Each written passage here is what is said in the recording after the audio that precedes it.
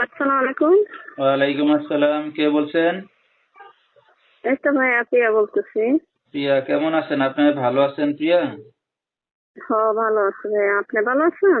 মাশাআল্লাহ, আলহামদুলিল্লাহ অনেক ভালো আছি। প্রিয়া, কোথা থেকে বলতেছেন? আপনার দেশের বাড়ি কোথায়?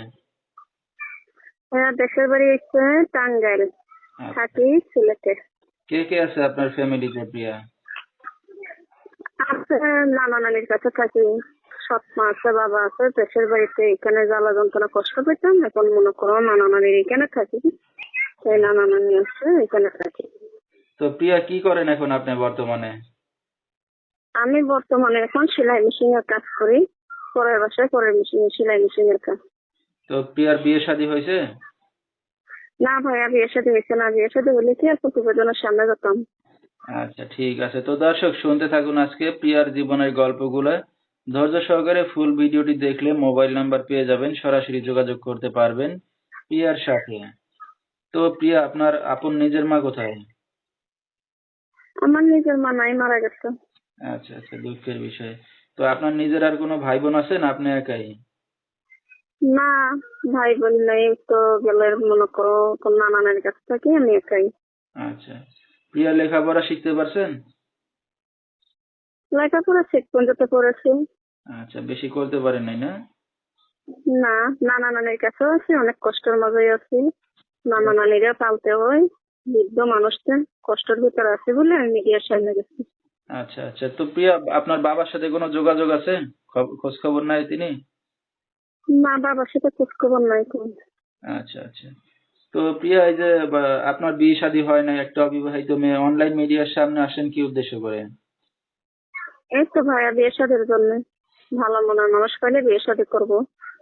তো বিয়ে শাদী করতে আসছেন, এখন যদি কোনো দর্শক ভাই আপনার এই মিডিয়া থেকে আপনার এই ভিডিওটা দেখে অনলাইনে কেউ যদি দায়িত্ব নিয়ে বিয়ে শাদী করতে চায়, আপনি রাজি হবেন? অবশ্যই ভাইয়া, যে মনে করো আমাকে বিয়ে করতে চাইবে অবশ্যই রাজি তো হবই। আচ্ছা, তো দর্শক ভাইরা আপনার সাথে কিভাবে যোগাযোগ করবে এখন? এই তো মোবাইল নাম্বারের মাধ্যমে। আচ্ছা, নাম্বারটা বলতে পারবেন আপনি প্রিয়া? না ভাইয়া, আপনি বলে দিন। আচ্ছা, তো দর্শক, আমরা শুনতেছিলাম প্রিয়ার জীবনের গল্পগুলা। যেহেতু আপন মা নাই, সৎ মা সংসারে ছিল, হয়তো নানা নানির কাছে চলে আসছে। তো একটা অবিবাহিত মেয়ে হয়তো খুবই দুঃখে কষ্টে পড়ে আসছে মিডিয়ার সামনে। কেউ যদি তার পাশে এসে দাঁড়াতে চান বা দায়িত্ব নিতে চান, বিয়ে শাদী করতে চান, এই নাম্বারে যোগাযোগ করলে প্রিয়াকে পেয়ে যাবেন। 01728129242, এই নাম্বারটাই হলো প্রিয়ার।